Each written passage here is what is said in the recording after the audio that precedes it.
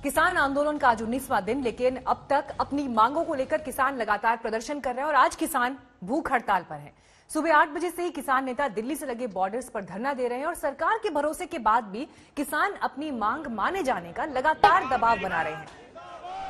देश के अन्य हिस्सों में भी किसानों का धरना प्रदर्शन है। दिल्ली में भूख हड़ताल को आम आदमी पार्टी का भी समर्थन मिला है। खुद मुख्यमंत्री अरविंद केजरीवाल उपवास कर रहे हैं।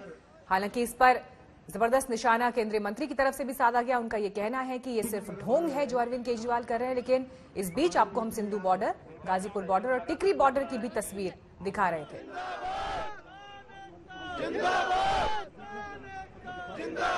सुबह 8 बजे से किसान नेता भूख हड़ताल पर बैठे और शाम 5 बजे तक ये उपवास जारी रहेगा, यानी 9 घंटे का ये उपवास होगा। कोशिश यही कि सरकार कानून वापस ले। इस मांग के साथ 19वां दिन है आज ये किसानों के धरने का। अब सवाल यही है कि कहीं से क्या कोई समाधान की गुंजाइश बची है, क्योंकि 6 दौर की वार्ता इससे पहले हो चुकी है किसानों और सरकार के बीच, लेकिन कोई बीच का रास्ता नहीं निकला। या ऐसी कोई बात जिस पर दोनों पक्ष एक मंच पर आ जाए, ऐसा नहीं हो पाया। और सर्दी के इस मौसम में किसान जिस तरह से लगातार डटे हुए हैं और ये कह रहे हैं कि 6 महीने भी अगर बैठना पड़ा तो हम बैठेंगे, लेकिन अपनी मांगे पूरी हुए बिना वापस नहीं लौटेंगे। हम सरकार को जगाना चाहते हैं और लोगों को भी बताना चाहते हैं कि हम कितने दिनों 19-20 दिन आज हो गए हम सड़कों पर बैठे हैं। उसके लिए हमने आज सोचा जो सारे लीडर हैं, अगली कतार के हमारे 40 लीडर, सभी जो बैरियर है सभी नाकों पर जहां जहां भी है वहीं बैठेंगे। जहां 15-20 जहां बैठेंगे, टिकरी पर बैठेंगे, जड़ा पर है अपना यूपी बॉर्डर पर बैठेंगे। सभी बॉर्डरों पर हम टेंशन आज 8 बजे से 5 तक हम बैठेंगे। डिमांड कल भी वही थी, आज भी वही है। लोकतंत्र में अपनी बात को मनवाने के अलग अलग तरीके हैं। ये भी उनमें बहुत सारे तरीकों से ये तरीका है कि आपके माध्यम से शायद प्रधानमंत्री जी हमारी बात सुन ले, भी कृषि के कानून वापस कराने के लिए आज का आंदोलन चले। इसलिए कि जनता की परेशानियों को देखते हुए ये रोड खोल दिया, ये भी खोल दिया। तो अब सरकार तो सुनने वाली नहीं है। सरकार अब ऐसे सुनाएंगे तो ऐसे सुनाएंगे, कैसे तो सुनाएंगे, कचू तो करेंगे या मर के जाएंगे हम। बाजी सरकार सुने न सुने, हम यहाँ पे मर के जाएंगे। हाँ जी, इस करके किसान ਜਿਹੜੇ ਵੀ ਆਏ किसान वापस नहीं जाणगे। किसान ਦੇ ਬਿੱਲ वापस करा के ही वापस जाणगे। मोदी सरकार रवे ਜਾਂ ना रवे। यूनियन वाला ना आदमी जितनी भी जथेबंदी है उतनी जथेबंदी डट के बैठी है। वो कोई बात नहीं कर रहे। ऐसी ये वही बात कर रहे हैं आदमी जो सरकार के आदमी है ना, वहाँ फैला रहे हैं यो रद्द हो गए जी, वो नहीं होने जी, फलान होना है। अं तो उतनी देर तक नहीं जाएंगे जितनी देर तक मोदी जड़ा सारे कानूनों के उत्ते लीक नहीं मारदा। जहां जहां भी वो जिस इलाके पे हैं, जो भी वहीं पे वो भूख हड़ताल रखेंगे। जो पलवल में है वो वहां पे रखेंगे, जो गाजीपुर में है वहां पे रखेंगे, जो टीकरी में है, जो यहाँ पे हैं वो यहाँ पे रखेंगे। लेकिन अगवा लोग केवल होंगे उसमें, वो 1 दिन की भूख हड़ताल रखेंगे। अभी तो आंदोलन बहुत तेज होगा। ये किसान आंदोलन नहीं है, ये जन आंदोलन है। हाँ, 8 बजे से लेकर 5 बजे तक जो किसान है कुछ करेंगे, भूख हड़ताल करेंगे। तो अब सवाल यह है कि अगर किसान कानून वापस लेने, कानून रद्द करने से कम पर किसी बात पर नहीं मान रहे, तो फिर कृषि मंत्री भी लगातार स्टेटमेंट दे रहे हैं, बाकी केंद्रीय मंत्रियों ने भी बात की, खुद प्रधानमंत्री ने की, लेकिन किसान नहीं समझ पा रहे हैं। कृषि मंत्री नरेंद्र तोमर लगातार यह भरोसा दे रहे हैं कि कृषि कानून उनके हक में है, लेकिन प्रदर्शनकारी अभी तक इस बात को नहीं मान रहे। स्वामीनाथन साहब भी बोलते रहे, नेशनल फार्मर कमीशन भी बोलता रहा, प्लानिंग कमीशन भी बोलता रहा, नीति आयोग भी बोलता रहा, लेकिन पुरानी सरकार नहीं कर पाई। मनमोहन सिंह साहब ने भी कई बार आग्रह किया, लेकिन वो नहीं कर पाए। लेकिन आज ये हो गया है तो इसके बारे में दुष्प्रचार किया जा रहा है। गृह मंत्री जी बोल रहे हैं भी हमारा तो इज्जत का सवाल है कानूनों को लिए, तो फिर मीटिंग का आगे सवाल कैसे पैदा होगा जब उन्होंने पहले रिजल्ट दे दिया। हाँ, स्वयं प्रधानमंत्री जी आगे आए, सभी यूनियन को बुलाए, तो सब जाने के लिए तैयार है। उनको पता भी प्रधानमंत्री जी कृषि कानून वापस करने की क्षमता रखते हैं। अभी जो जिन लोगों ने भय और भ्रम का भूत खड़ा किया है, ये वो साजिशी सियासी सिंडिकेट है जो पूरी तरह से जनता द्वारा नकार दिया गया है। मंडियां सुरक्षित हैं, खेत खलिहान सुरक्षित हैं, एमएसपी सुरक्षित है, और यही नहीं, मोदी जी के शासनकाल में रिकॉर्ड एमएसपी के जरिए भुगतान हुआ है, रबी के भी और खरीफ की भी फसलों का। तो अब सवाल यहाँ कंफ्यूजन का खड़ा कहाँ होता है? हम बातचीत करने के लिए तैयार हैं, पर जो जहेबंदी में जो सरकारी अफसर आते बैठने में, जो लीडर आते हैं, उनके पास इतनी पावर नहीं है। हमने पूरा समझा इसमें क्या है, जो हमारे पूरा गलत है। हम ये मोदी को बताते हैं, मोदी जी आप खुद मीटिंग में आओ और इनको कानून को वापस ले जाओ। तो आज चर्चा करने के लिए हमारे साथ खास मेहमान जुड़ेंगे, लेकिन उससे पहले आपको ग्राउंड पर ले चलते हैं। रेवाड़ी में इस वक्त मौजूद हैं अरविंद ओझा। अरविंद, बताइए किसानों के बीच इस वक्त क्या चल रहा है, क्योंकि आज अनशन का जो ऐलान किया गया है, देश के कई हिस्सों से किसान सपोर्ट में बाकी जगहों पर भी बैठ रहे हैं। जी बिल्कुल मीनाक्षी, मैं इस वक्त हरियाणा और राजस्थान के बॉर्डर पर मौजूद हूँ। जरा तस्वीर आपको दिखाता हूँ कि जो ये किसान है सड़कों पर ही बैठ गए हैं। कड़ाके की ठंड है और इन सब के बीच सड़क पर बैठ गए हैं और भारी तादाद में ट्रैक्टर ट्रॉलियों से जो किसान है वो यहाँ पर आए हुए हैं। और इनका कहना है कि अभी इनके और बाकी साथी आ रहे हैं, लेकिन ये यहाँ से तो हटने वाले नहीं है, लेकिन बाकी और जब इनके साथी आएंगे तब जो है वो यहाँ से दिल्ली की तरफ जो है कूच करेंगे। पारंपरिक जो लोकगीत है अगर आप देखें यहाँ पर, तो वो भी यहाँ पर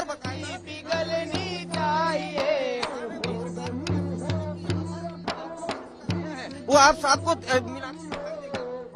अगर आपको दिखाएं तो जो आमरण अनशन है उस पर भी किसान जो नेता है वो यहाँ पर बैठ गए। हम आपसे कुछ देर बाद आपको बात कराएंगे, लेकिन फिलहाल की जरा तस्वीर अगर आप यहाँ पर देखें तो तस्वीर ये है कुछ इस तरह कि जो पूरा राजस्थान से हरियाणा की तरफ जो रास्ता आता है वो देखिए किस तरीके से यहाँ पर पूरी तरह से ब्लॉक हुआ है। हरियाणा की पुलिस एक तरफ है, बॉर्डर के दूसरी तरफ अगर बात करें तो राजस्थान की पुलिस है। और इन सब के बीच जो यहाँ पर जो धरना है किसानों का वो लगातार जारी है। जरा आप ये देखिए, जरा यहाँ पर बकायदा इस पर लिखा हुआ किसान बचेगा तो देश बचेगा, यानी जो सिंघू बॉर्डर और जो टीकरी बॉर्डर का नजारा है वही नजारा यहाँ पर है। लेकिन हम कुछ किसानों से ही बात करने की यहाँ पर कोशिश करते हैं। आप लोग यहाँ पर कब तक बैठे रहेंगे? हाँ जी, हम लोग यहाँ पर जब तक बैठे रहेंगे जब तक सरकार हमारी मांगे नहीं मान लेती। तीनों कानूनों को रद्द करो और एमएसपी की गारंटी दो। जो बिजली पानी विधेयक है उसको वापस लो और हम लोग 1 दिन 2 दिन 10 दिन ये अचानक से टूट कैसे गई बातचीत? तो सरकार चकमा दे रही, बात कहाँ कर रही है? सरकार तो खाली बरगला रही है, बरगला फूट डाल रही है, बात नहीं कर रही है ना। अरविंद, ये तस्वीर तो आप रेवाड़ी से दिखा रहे हैं, लेकिन लगभग ऐसी ही तस्वीरें सिंघू बॉर्डर, टिकरी बॉर्डर, जहां पर किसान लगातार डटे हुए हैं, वहां से भी मिल रही हैं। खास मेहमान जुड़ गए हैं कांग्रेस पार्टी से, अभय दुबे जी हमारे साथ आ गए हैं और कृषि विशेषज्ञ विजय सरदाना जी भी जुड़ गए हैं लाइव चर्चा में हमारे साथ। शुरुआत में विजय सरदाना जी आपके साथ करना चाहूंगी। देखिए, किसान ये कह रहा है कि जब तक हमारी बात सुनी नहीं जाती वापस नहीं लौटेंगे, चाहे इस ठंड में अगले 6 महीने अगले 4 महीने क्यों ना बैठना पड़े। सवाल यह है सरकार पर भरोसा क्यों नहीं कर पा रहा है किसान? देखिए, ऐसा है कि किसान को तो सरकार पे भरोसा है ही है, इसमें तो कोई आर्ग्यूमेंट नहीं है। अगर ऐसा नहीं होता तो देश में 60 करोड़ किसान परियोजना से संबंधित लोग हैं।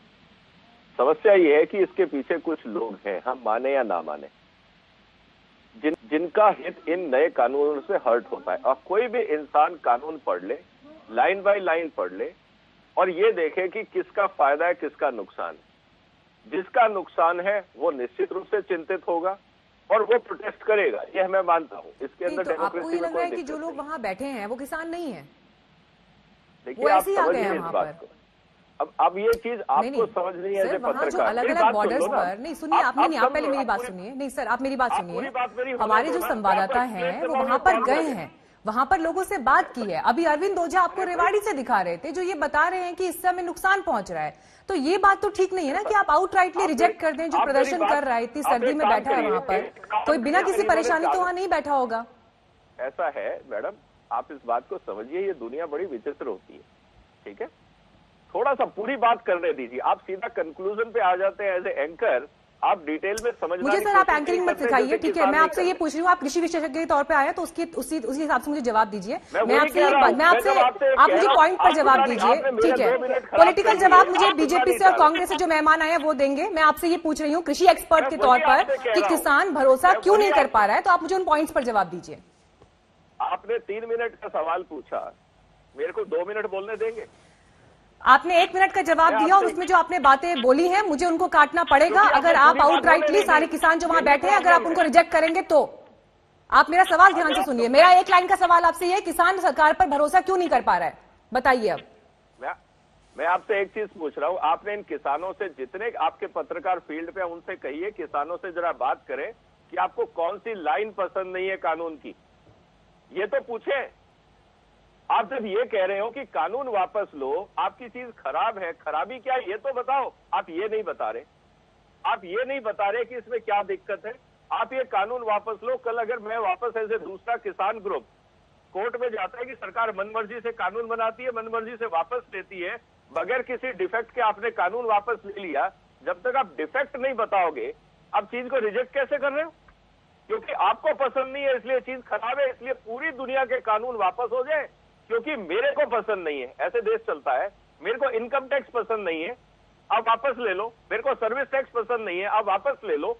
ऐसे होगा सारे देश में तो कल सारे व्यापारी सड़क पे आ जाएंगे, सर्विस टैक्स वापस लो। फिर सारे टैक्स पेयर सड़क पे आ जाएंगे, इनकम टैक्स वापस लो। या आप देश चलाओगे या अराजकता चलाओगे? ये बेसिक सवाल आप लोग पूछते नहीं किसानों से। विजय सरदाना जी, डिफेक्ट क्या है, कमी क्या है? विजय सरदाना जी, 14 साल हो गए हैं बिहार में मंडी सिस्टम खत्म हुए, ठीक है। वहां के किसानों की आय देश में न्यूनतम है। 3 लाख से ज्यादा किसानों ने अब तक आत्महत्या की है। 3 लाख से ज्यादा किसानों ने अब तक आत्महत्या की है। जो आपका आंकड़ा है, 50% किसानों के ऊपर कर्ज है। 50% किसानों के ऊपर कर्ज है।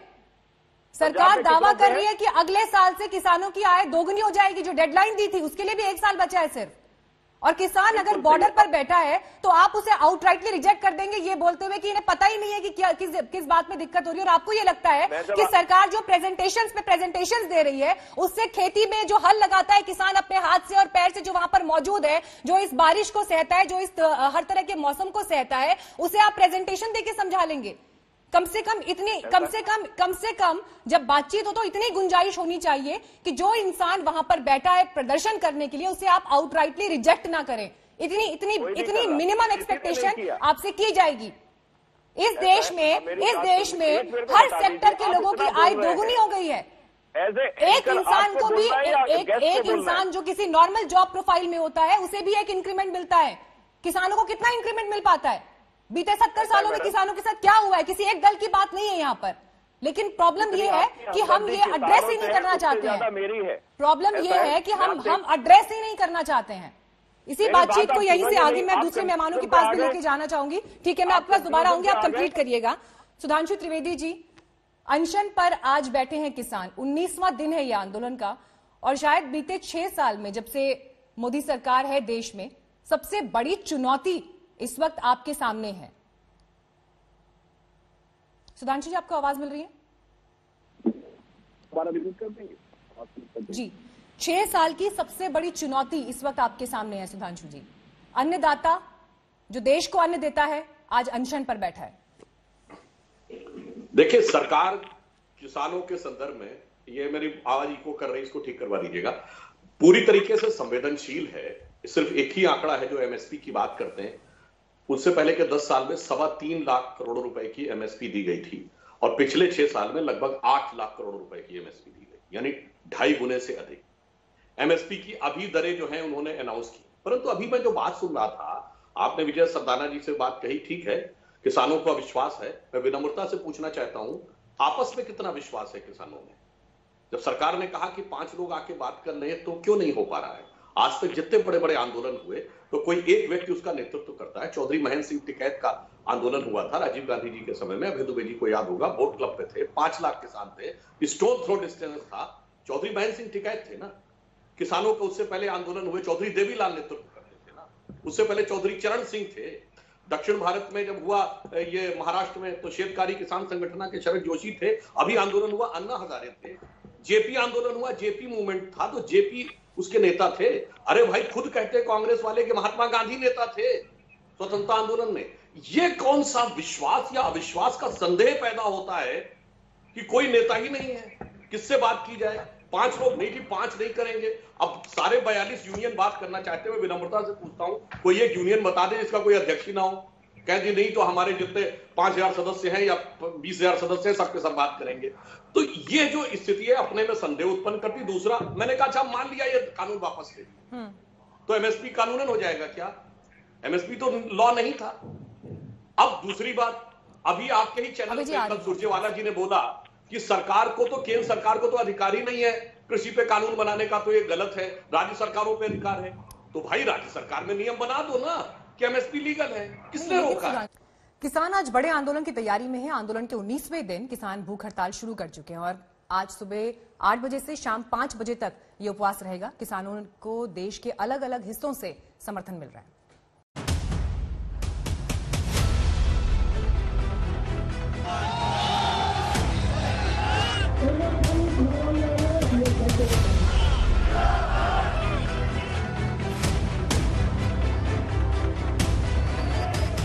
19 दिन 6 दौर की बातचीत, लेकिन कृषि कानून को लेकर नहीं कम हो रहे किसानों के तेवर।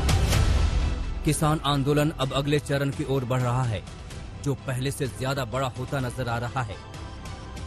आज से किसान आंदोलन को और बड़ा करने की तैयारी है।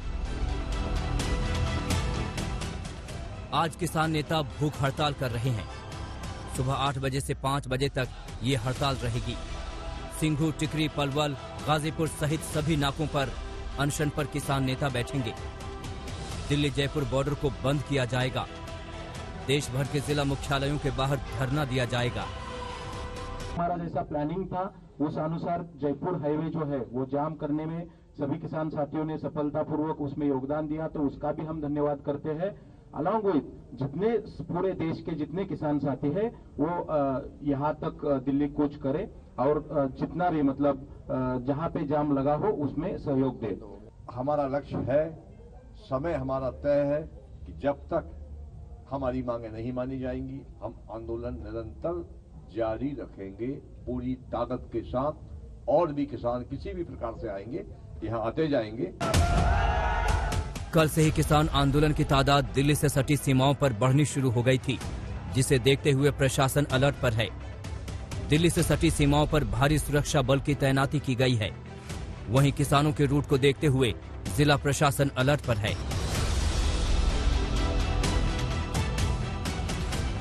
टिकरी बॉर्डर पर फ्रंटलाइन ड्यूटी पर आरएएफ के जवानों की तैनाती की गई है। उसके बाद आईटीबीपी और सीआरपीएफ की टुकड़ी लगाई गई है। साथ में दिल्ली पुलिस के जवान तैनात किए गए हैं। 7 लेयर की बैरिकेडिंग कर दी गई है, जिसमें सीमेंटेड बैरिकेडिंग भी शामिल है। सभी बैरिकेड्स को लोहे की जंजीरों से बांधा गया है। 7 बड़े क्रेन पुलिस ने खड़े कर दिए हैं। टिकरी बॉर्डर से तकरीबन 10 किलोमीटर दूर तक किसान बैठ चुके हैं, जिनकी संख्या 25,000 से ज्यादा है। कायदा सीमेंटेड बैरिकेड्स वहां पर कर दिया गया है। उसके बाद दूसरे लेयर की सीमेंटेड बैरिकेडिंग है। उसके बाद तीसरे लेयर की जो बैरिकेडिंग है। तो कुल मिलाकर अगर यहाँ पर बात की जाए तो 6 से 7 लेयर की बैरिकेडिंग की गई है। उसके अलावा आईटीबीपी के जवान हैं, सीआरपीएफ के जवान हैं, रैपिड एक्शन फोर्स के जवान हैं। साथ ही साथ अगर आप यहाँ पर देखें तो आपको यहाँ पर 6 से 7 क्रेन दिखाई देगी। तो किसी भी आपात स्थिति से निपटने के लिए लगातार, चाहे वो टीकरी बॉर्डर हो जहां इस वक्त मैं मौजूद हूं, और सिंघू बॉर्डर, वहां पर एक्स्ट्रा फोर्स बढ़ाई जा रही है। किसानों के जत्थे दिल्ली की ओर कूच कर रहे हैं, जिनका प्लान दिल्ली जयपुर हाईवे जाम करना है।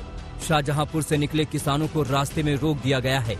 वहीं किसानों के कई जत्थे हरियाणा सीमा पर रोके गए हैं। किसान किसी भी सूरत में टस से मस होने को तैयार नहीं है। बहरहाल किसानों को मनाने में सरकार अब तक नाकाम रही है। किसान अपनी मांगों पर अड़े हैं और आंदोलन अब और बड़ा होने जा रहा है। आज तक ब्यूरो। सरकार किसानों को मनाने में जुटी है। आज लखनऊ में रक्षा मंत्री राजनाथ सिंह के घर जाकर किसान ज्ञापन सौंपेंगे। वहीं मध्य प्रदेश में किसान सम्मेलन कर किसानों तक पहुंचने का प्लान है।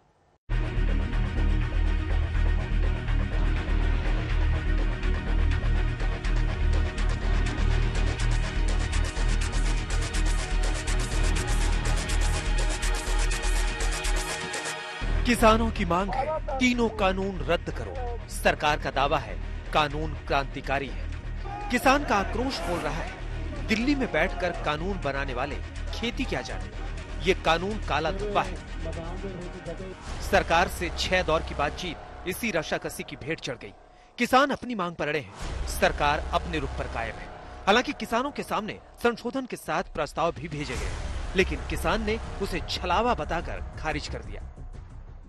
हम भी अपनी फोर्स से जो है वो तब्दील करने की रणनीति बनाकर आए हैं। सरकार को मान लेना चाहिए, सोच लेना चाहिए, देख लेना चाहिए कि ये दमखम से लड़ाई लड़ी जाएगी, पूरा देश एक साथ लड़ेगा। हरियाणा पंजाब की मंडी समाप्त नहीं होगी। इस कानून के अनुसार आप चाहे तो मंडी चलाइए, लेकिन किसान की इच्छा होगी तो मंडी में बेचेगा, किसान की इच्छा होगी तो तमिलनाडु में भी बेचेगा, दिल्ली में भेजेगा, बिहार भेजेगा। इस गतिरोध के बीच सरकार को एक कामयाबी तब मिली जब दिल्ली नोएडा सीमा पर चिल्ला बॉर्डर पर धरने पर बैठे किसानों के गुट के नेताओं ने शनिवार को रक्षा मंत्री राजनाथ सिंह से उनके आवास पर मुलाकात की। इस दौरान कृषि मंत्री नरेंद्र सिंह तोमर भी मौजूद थे। यूनियन ने 18 सूत्री मांगों का एक ज्ञापन सौंपा और धरने से उठ गए। 12 दिन से जिस रास्ते को बंद किया गया था उसे खोल दिया गया। इधर आंदोलन कर रहे किसानों को दूसरा झटका भी लगा। रविवार को उत्तराखंड के किसानों के प्रतिनिधिमंडल ने दिल्ली में केंद्रीय कृषि मंत्री नरेंद्र सिंह तोमर से मुलाकात की और तीनों कृषि कानूनों का समर्थन किया। जाहिर है सरकार गदगद है। उत्तराखंड के किसान बड़ी संख्या में कृषि सुधार बिलों का समर्थन करने के लिए मेरे यहाँ आए थे। भारत सरकार की ओर से ऐसे सभी किसान भाइयों का हृदय से बहुत बहुत स्वागत है, बहुत बहुत अभिनंदन है। उन्होंने कृषि सुधार बिलों को समझा, उसके बारे में अपनी राय दी और अपना समर्थन व्यक्त किया। आंदोलन कर रहे किसान संगठन सरकार की रणनीति समझ रहे हैं। इसका इशारा तब मिला जब राकेश टिकैत ने किसानों को अपने बीच गलत तत्व पर नजर रखने की बात कही। दरअसल केंद्रीय मंत्रियों ने खुलकर आंदोलन को हाईजैक होने का आरोप लगाया था। सरकार का दावा था कि किसान आंदोलन माओवादियों और वामपंथियों के हाथों में चला गया है। ध्यान रखें क्योंकि जो हमारे बुजुर्ग लोग हैं उनको नहीं पता कि तख्ती बैनर वो क्या ले रहा है। कोई पंपलेट बांट रहा है, कोई बैनर लगा रहा है, कोई फ्लैग लगा रहा है, तो किसका वो फ्लैग है, ऑथेंटिक है नहीं है, प्रतिबंधित तो नहीं है। तो इन सब चीजों को जो यंगस्टर है उनको निगाह रखनी चाहिए। दरअसल टिकरी बॉर्डर के पास किसानों के बीच दिल्ली दंगों के मास्टरमाइंड शर्जील इमाम और उमर खालिद समेत भीमा कोरेगांव के आरोपियों की तस्वीर दिखाई दी थी। ये वो लोग हैं जो एनएसए और यूएपीए जैसे गंभीर आरोपों के तहत जेल भेजे गए हैं। ये तस्वीर वायरल हुई तो सवाल उठे। अब किसान आरोपों से आहत हैं। हाँ, आप अभी जितने लोग खड़े हैं उनसे ही पूछो, हर घर का आदमी फौज में है।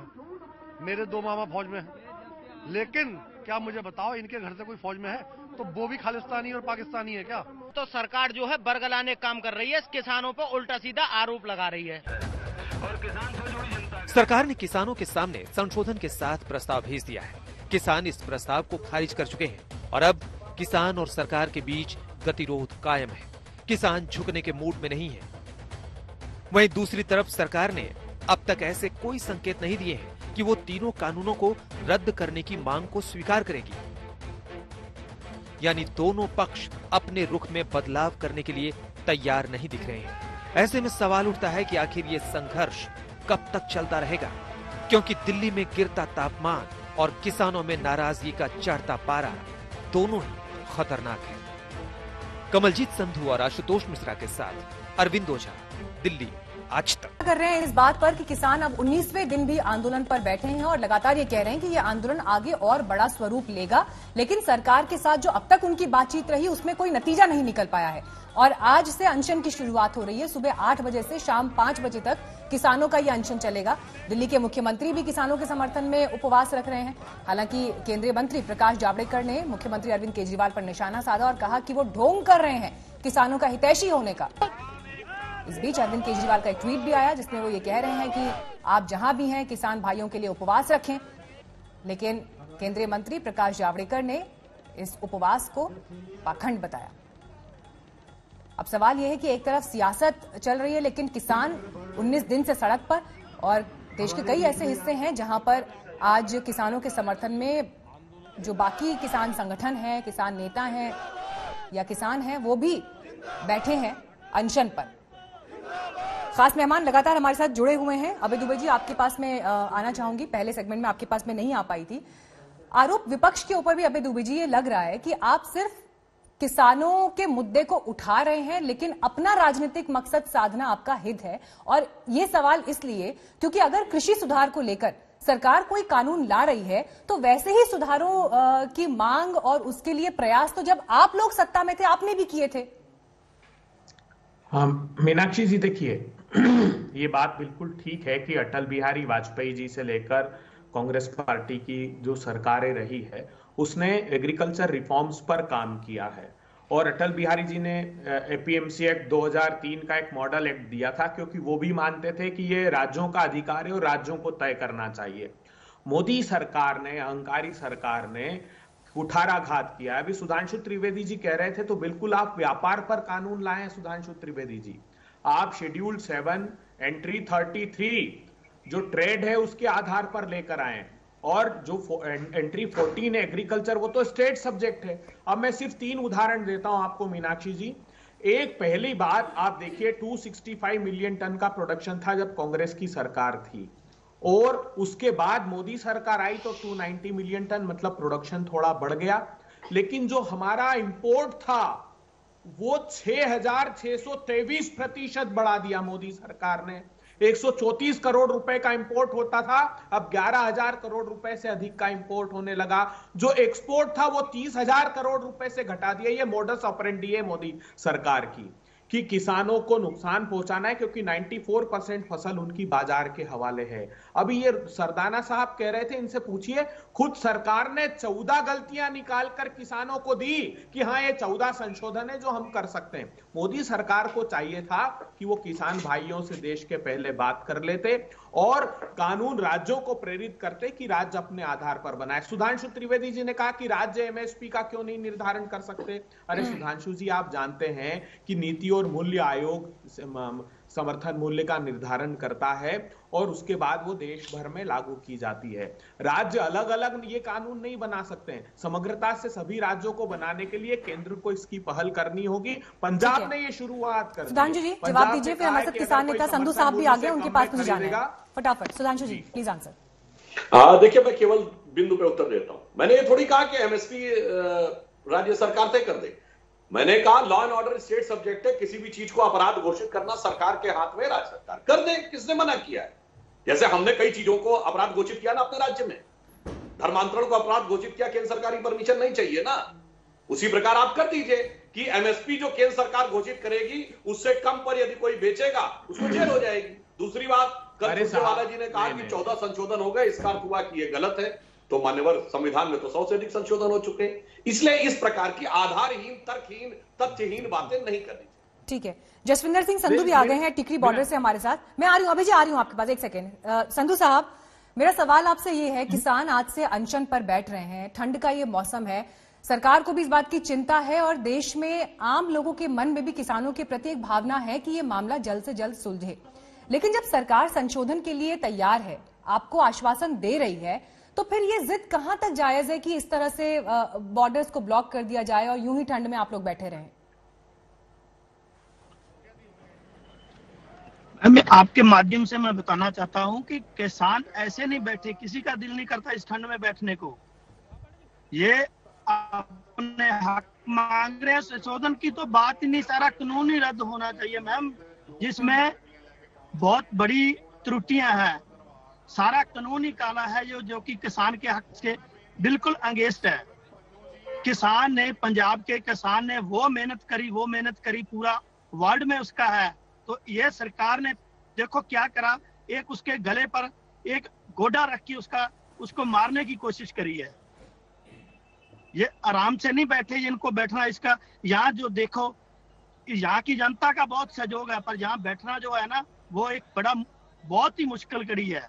नीचे सोना, ये कोई ऊपर छत नहीं, कुछ नहीं, खाने भूखे प्यासे। चलो संस्थाएं, संधू साहब, जब सरकार और सरकार के मंत्री वो ये कह रहे हैं आपको कि हम आपकी तमाम मांगों को सुनने के लिए, उस पर काम करने के लिए, संशोधनों के लिए भी तैयार है, कानून में जो परेशानियां आपको हो रही हैं उसमें बदलाव करने के लिए तैयार है, लगातार कह रहे हैं ये, तो फिर आप क्यों नहीं भरोसा कर रहे हैं?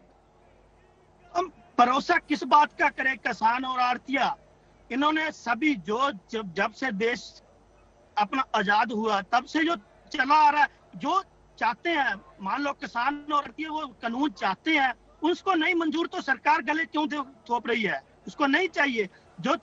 जो लेना नहीं चाहता, जो अडॉप्ट नहीं करना चाहता, उसको धक्के से, पर सरकार तो ये सरकार नहीं हुई, ये डिक्टेटर हुई, डिक्टेटरशिप कर रही है मैम। ये मैं आपके माध्यम से सरकार को बताना चाहता हूँ, सरकार होती है जनता के लिए, जनता की बातों मानने के लिए, बट ये थोड़ा कुछ धक्के से, डंडे से जो लोग जो मानते हैं, जो भला नहीं चाहते, हम कहते हैं, हम भी कहते हैं, किसान भी कहते हैं, हम किसान के पुत्र हैं, हम नहीं चाहते हमारा पुराना रेंज और भला नहीं चाहते, जो जैसे भले ये करने चाहते हैं वो नहीं चाहते। सुधांशु जी, वो ये कह रहे हैं कि जिनके लिए कानून बना है, जब वही नहीं मान रहे हैं, वही इससे खुश नहीं है, तो फिर क्या फायदा? तो फिर क्या अब मैं ये फिर इको कर रहा, ठीक करवा दिया। जसविंदर जी से मैं विनम्रता से कहूंगा कि सिर्फ 6% किसानों को एमएसपी मिलती है, तो क्या 94% लोग काले कानून में जी रहे हैं? अगर या तो फिर 94% के लिए ठीक है, तो 6 के लिए समस्या क्यों? पंजाब में ही फल और सब्जी को पंजाब की वर्तमान सरकार ने ही बाहर कर रखा है एपीएमसी एक्ट से, तो फल और सब्जी के लिए वो काला है और गेहूं और चावल के लिए सफेद है। थोड़ा सा मन में संदेह उत्पन्न होता है, इसलिए मैं कह रहा हूं इसको खुले दिल से समझने का प्रयास करिए। और केरल में तो सब कुछ काला है, फिर मतलब एक भी चीज ऐसी नहीं है जो एपीएमसी से गवर्न होती हो। तो जहां से राहुल गांधी जी सांसद हैं, तो मुझे ये बात लगती है, और जहां के नेताओं ने जाकर राष्ट्रपति को ज्ञापन दिया था कम्युनिस्ट पार्टी के, जहां लाल झंडा लेके जो लोग खड़े हैं, एक ही राज्य में उनकी सरकार है कम्युनिस्टों, जहां उन्होंने एपीएमसी एक्ट है ही नहीं, बिल्कुल कहते हैं कोई जरूरत ही नहीं है, हमारा किसान सबसे खुशहाल है। तो ये समझ में नहीं आता कि तुम्हारे राज्य में जरूरत नहीं है, वहां खुशहाल है, मगर यहाँ पे रहना चाहिए। और पंजाब में भी 6% किसानों के लिए वो अच्छा है, 94% किसानों के लिए अच्छा नहीं। तो ये कुछ बात मुझे लगता है कि ईमानदारी से, और अगर हम बैठ के देखें तो बात आसानी से हो। ओके, बोलिए अभी जी। मीनाक्षी जी, देखिए, जो षड्यंत्र किसानों के साथ हो रहा है उसके छोटे छोटे से मैं उदाहरण देता हूं। पहली बात तो ये देश को जानना चाहिए कि क्या ये सही नहीं है कि मोदी सरकार ने 2019 11वें महीने में लोकसभा में जवाब दिया कि प्राइवेट मार्केट पहले से 20 राज्य सरकारें ऑपरेट कर रही है, direct marketing, direct sale producer to consumer, contract farming, e trading, unified single licence, जितने इसके प्रावधान हैं, सुधांशु त्रिवेदी जी को समझना चाहिए अधिसंघ राज्य ने 2003 से लेकर 2019 तक इसको एडॉप्ट कर लिया। फिर ये काले कानून क्यों है ये समझ लीजिए। मोडस ऑपरेंडी जो है बड़े पूंजीपतियों की 5 जिनसे पूछकर ये काला कानून बनाया है, वो फसलें जब किसानों की बाजार में आती है तब नियोजित रूप से जो संग्रहित की हुई फसलें हैं वो उतार देते हैं और दाम तोड़ देते हैं। सुनिए, शरद पवार जी की चिट्ठी भी सबके सामने है ना।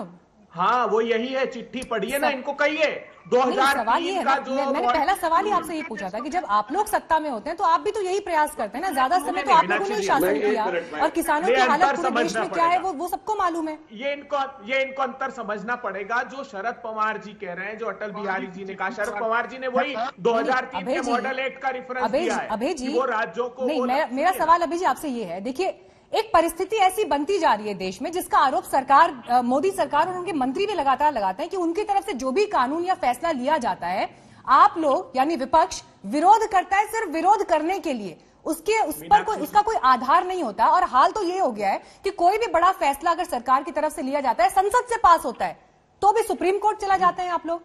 यानी अब देश के बड़े फैसले सुप्रीम कोर्ट से होंगे, देश की संसद से नहीं होंगे।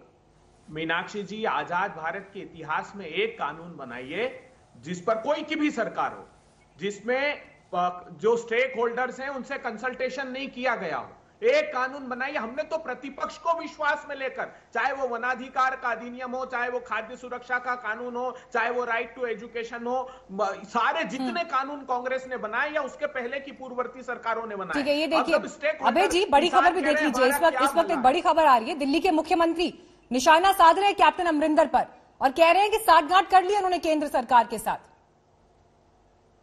देखिए, ये तो अरविंद केजरीवाल जी ने जो ये काले कानून है, इनका खुद नोटिफिकेशन इशू कर दिया। अब उससे बचने के लिए नहीं, तो गृह मंत्री के पास जब कैप्टन अमरिंदर आए थे दिल्ली, क्या बात हुई उस दिन, क्या मकसद था उस मीटिंग का?